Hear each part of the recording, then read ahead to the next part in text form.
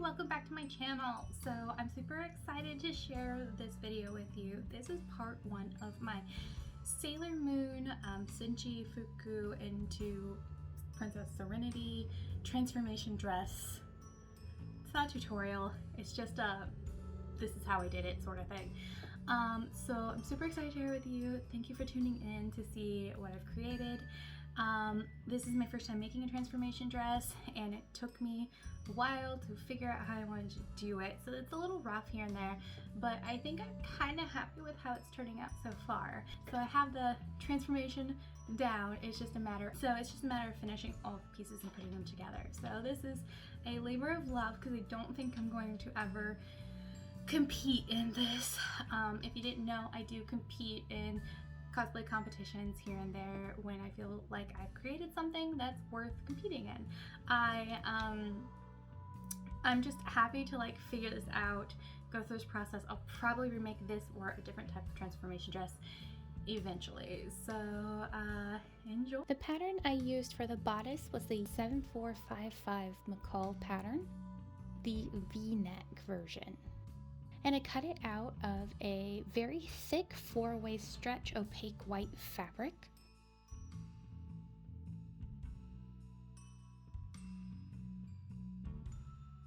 And then I serged the pieces together. Bodice prepped, time to move on to the skirt.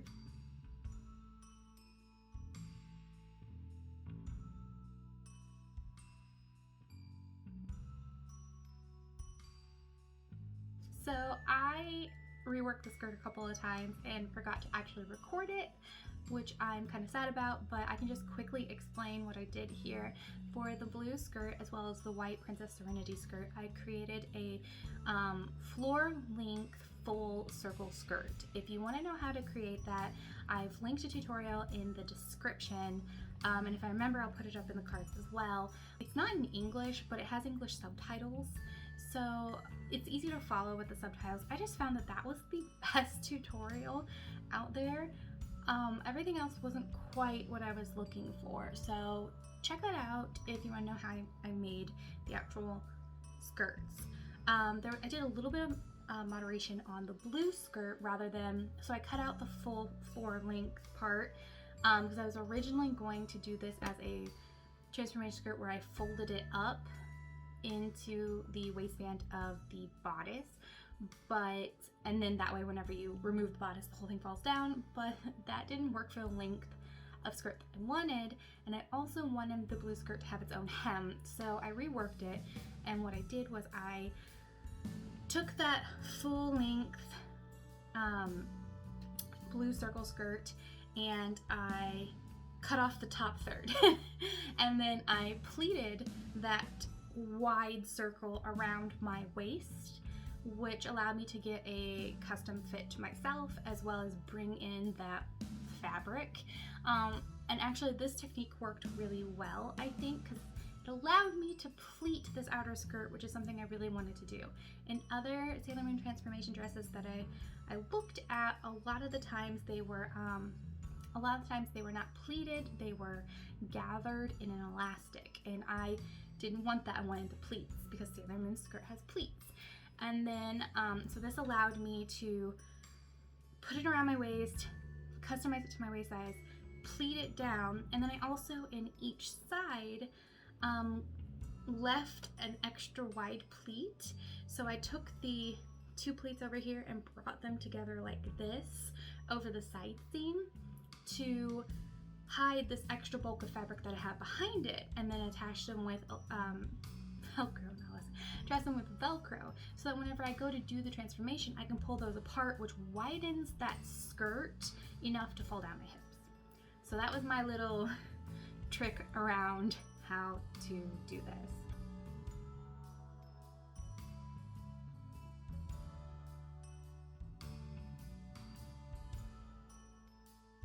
Time to move on to the hip roll. I used a 1/2 inch thick craft foam that I bought from Walmart. This roll only cost about $10. I measured out a 4-inch wide strip that was the length of the waistband of the skirt, plus 4 inches to account for the dip in the front and an overlap that I will need later. Now this craft foam has a tendency to yellow once it's been exposed to sunlight, which is why I really like that white stretch fabric that I have. It's thick enough to protect the foam from the sun.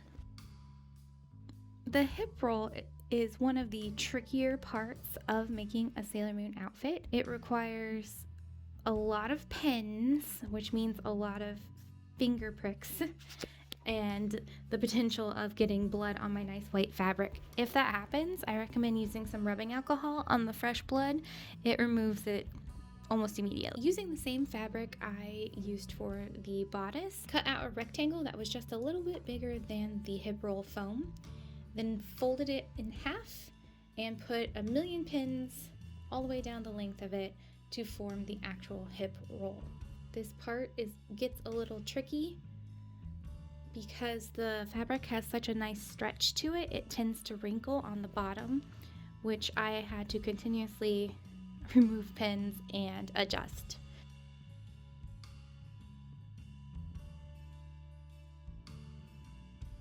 And then I stitched it all together. Pinning the front part of the bodice to the skirt, I lined up the taper point to the center fold that I had created in the skirt, and then took the side seams and pulled them an inch over the edge of the skirt, stretching the fabric.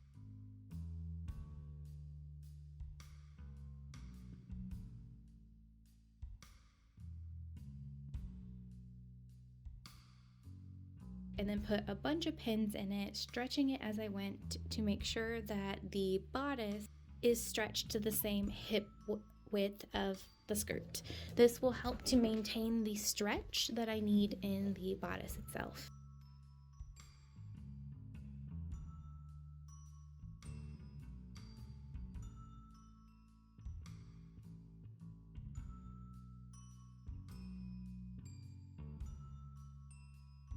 And then I stitched the front part of the bodice to the skirt, taking care not to bunch up or move the pleats. I continuously had to readjust how I was stitching to make sure I didn't ruin the way that the pleats laid.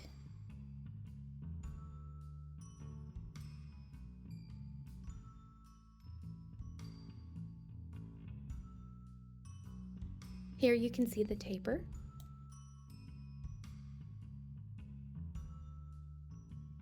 Now it's time to attach the back of the bodice in the same way that I attached the front. Another part I skipped over recording because I didn't think it was that super interesting was how the bodice actually pieces together. So what I did was I cut out my pattern pieces and I sewed together the bodice top, the front bodice top, the front bodice bottom, and that was one piece. And then I sewed together the back bodice top and the back bodice bottom, and that was another piece, although granted that pattern has like a middle seam down it, so it's actually 4 pieces, but because I think it's meant for a zipper, but I don't use a zipper. I think. I think that's how it is. But I use stretch fabric, so I don't need a zipper. But anyway, but I did essentially the top and bottom, and that way you have 2 sewn pieces, your bodice front and your bodice back. And normally you would stitch them together here and then down the sides. I, rather than stitching it, hand stitched in some Velcro here and hand stitched in some Velcro here. And one thing I learned is you want to make sure you're using very weak Velcro if you're using a stretch fabric, because you want to be able to pull and it come apart. And so I used a stronger Velcro, so I have to actually pull on the Velcro pieces to pull it apart. But if I used a weaker Velcro, maybe less Velcro, I could pull even on the stretch and take it down. So that's how this fits together, is Velcro here and Velcro here, which you can see in the part where I show you me pulling it apart and putting it back together. And then also on the sleeve roll, I hand stitched in very thin amount of Velcro around the back part of the sleeve, but I actually stitched into the front part of the bodice only, the front part of the sleeve. So when I have it on, I'm able to pull this Velcro off. The Velcro on the sleeves is very weak, so when I do this, the sleeves come off the back, and then I'm able to pull down the bodice, which detaches the side seams here, and then it pulls. and then it pulls everything apart. That's my way of figuring out how to transform it, because another thing that I've been seeing is these Sailor Moon transformation dresses that I was looking at were always super Sailor Moon, which she has like sleeve fins. You could leave those off and get away with not having them and no one will really bat an eye, I guess. And the most famous one I think of is by Designer Daddy. His doesn't even have the hip roll around the side. Instead, he, you know, uses lace and stuff to give the illusion that there's something there, but I really wanted the hip roll. So, I got my sleeves. I really wanted the rolled sleeves because I wanted it to be as accurate as I could get it. So that's how I did the sleeves. Also with the hip roll, like I said, I really wanted that hip roll as well, rather than just an elastic band. So I created the hip roll in the way that I normally do when I create the Sailor Moon soldier outfit, and I just attached it the way I wanted to in the front, and then cut the sides. And then, because I gave myself a little extra few inches whenever I made the hip roll itself, so I was able to cut the sides and then stitch it down a little flat so that I can Velcro them together. So when the side seams come apart, so does the hip roll. That Velcro in the skirt comes apart, which widens the skirt circumference around my waist, and the whole thing is able to fall down, revealing the Princess Serenity dress underneath. It sounds really complicated, and I hope seeing my little video snippets helps that out, but I thought I needed to pop in here and give a little bit more explanation because I don't have all of the video that I wanted for the creation of this part of the dress.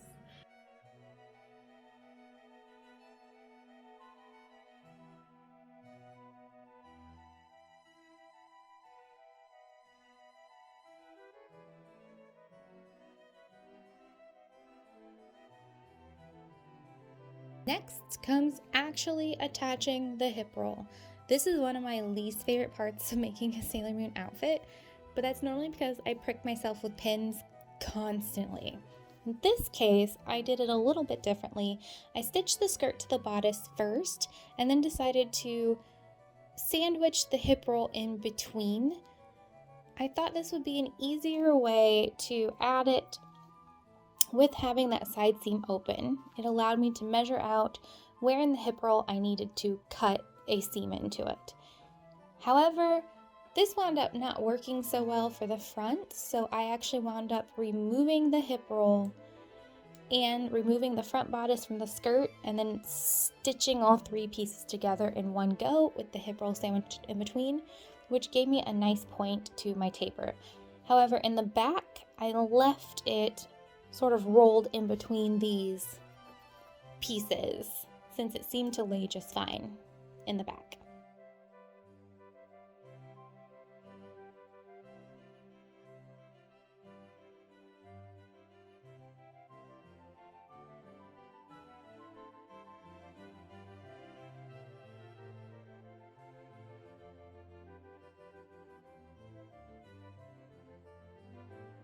Now on to the sleeves. This is one of my other least favorite things.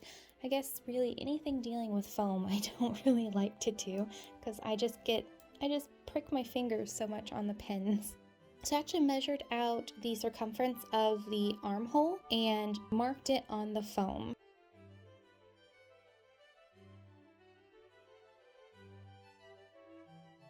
As well as the halfway point. And then drew a line through the middle as a sort of mark to know where I need to fold this at later.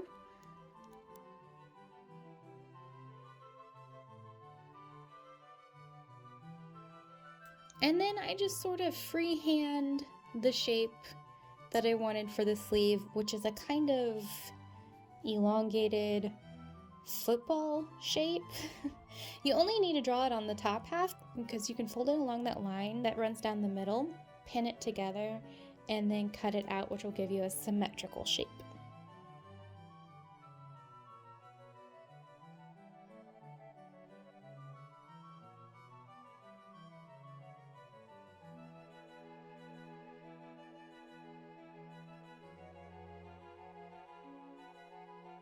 Cutting this foam is one of the most satisfying things to do.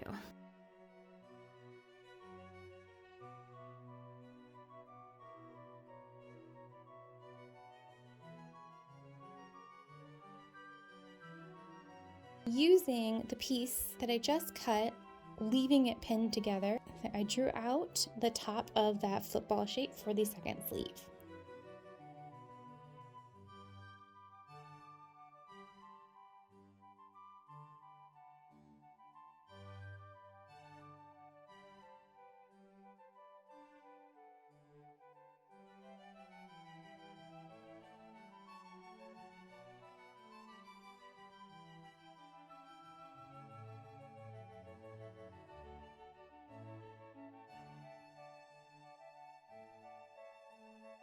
Using the same fabric that I used for the bodice and the hip roll, I cut out a piece for each sleeve that was a little bit bigger than the football shape itself.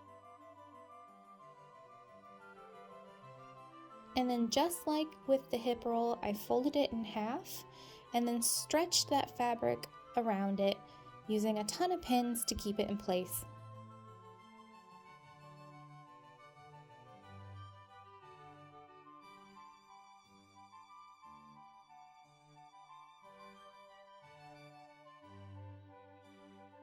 And there you have the base sleeves. But Sailor Moon has 3 rolls to her sleeve. So to make this, I'm going to run 2 stitches down the center of the foam pieces. It's a lot easier than making 3 rolls and stitching them together.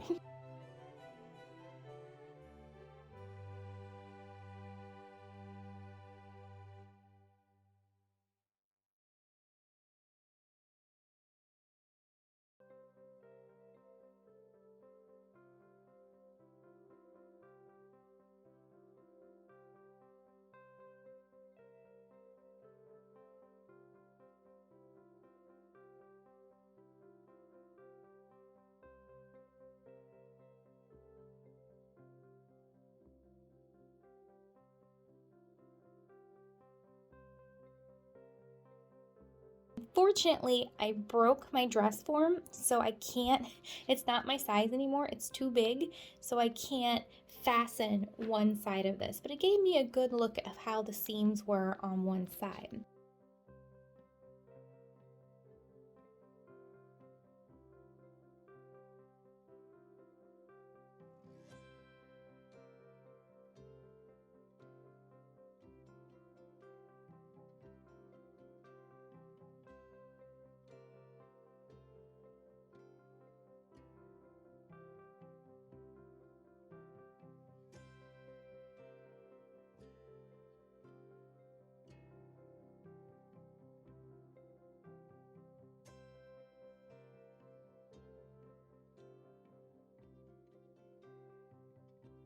Now, when I have this on, the seams on the side smooth themselves out quite a bit, and then the sort of ugly seam on top will get hidden by the collar.